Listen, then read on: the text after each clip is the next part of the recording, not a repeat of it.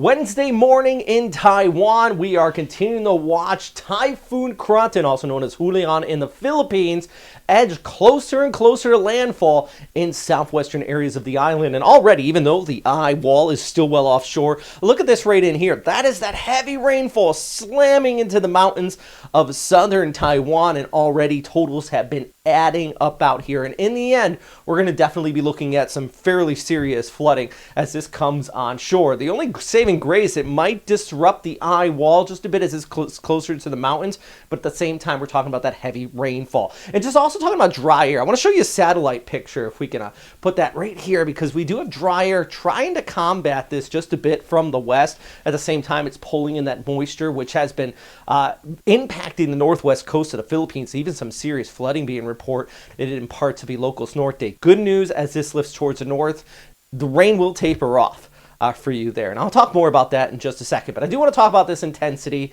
because, yeah, this did peak as a super typhoon, but now due to that dry air and interaction, we are starting to see a bit of weakening, but still a potent storm system. I'll show you microwave imagery real quick here. And this is where this did peak as super typhoon, just passing over the Batanes Islands.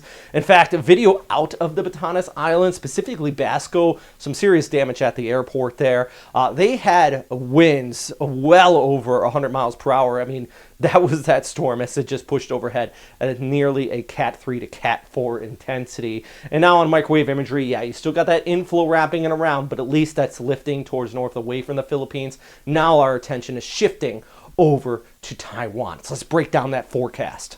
With our storm system tracking off towards the north here, here's the deal though. Once it hits these mountains, as we go ahead through our day on Thursday, squeezing out a tremendous amount of rainfall, but it also is going to weaken the storm. And by the time it exits Taiwan, this is going to be a low-end tropical storm. So really the big issue is as it comes on shore here, early Thursday morning, squeezing out all that precip, and just warnings in place for that torrential rainfall, but also typhoon warnings for pretty much the entire island. So it is expected to make landfall there tomorrow late evening. Well, I guess I would say here into Wednesday night through early Thursday morning. Classes and government work is now suspended across the entire island as those strong winds are going to be pushing on through 2 p.m. on Thursday there.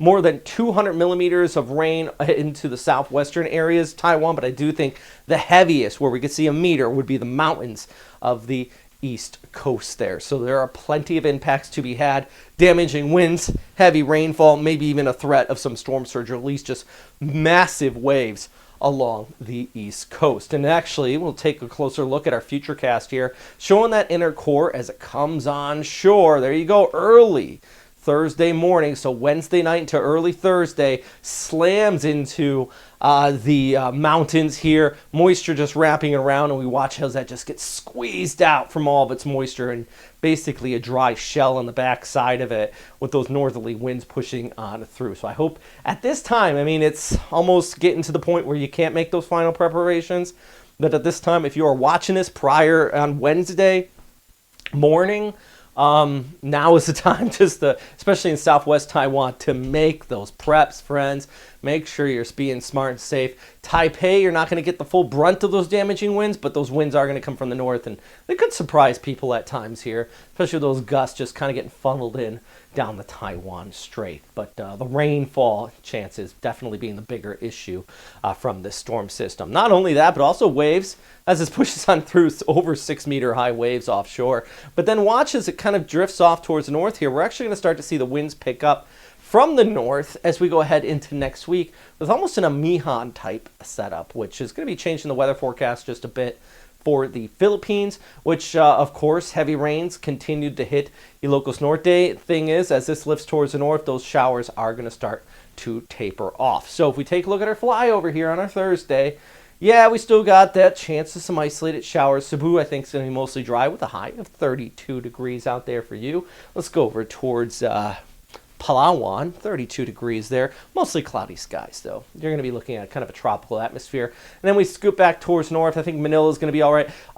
Still got those showers. Actually, I've seen some video out of Angeles, just north of Manila. It's been raining fairly heavy the last few days. Same with Baguio, almost a drizzle fog type setup. That's going to continue. But the heaviest is in northwestern areas. And our friends at Ikani Surf Resort have been sharing some video out of that area, too. Check out my social of just some pretty decent waves. I guess if you're a surfer, you like the waves.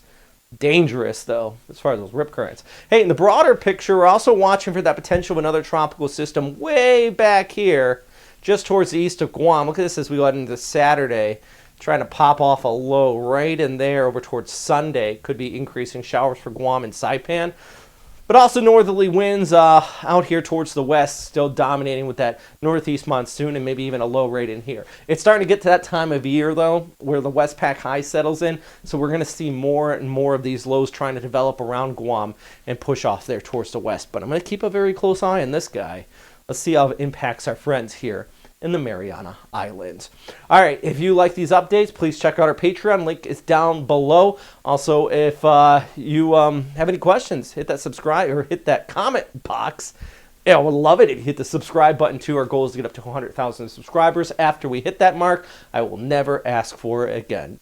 All right, thanks for watching, guys. And as always, stay safe out there. Do you hate doing your taxes? Do you struggle figuring out what the law is and money management overseas? I wish there was an easier way. Well, FrontrunnerFinancial.com is your choice if this falls into your category. They're an international-based group of American accountants. They're based in Manila, and they're qualified to give you the best information where you are for those international finances. I wish I had these guys when I lived in Tokyo. Each year, it was a struggle. Where I needed to put money, what I needed to do. FrontrunnerFinancial.com. Be sure to check them out and let them know we sent them your way.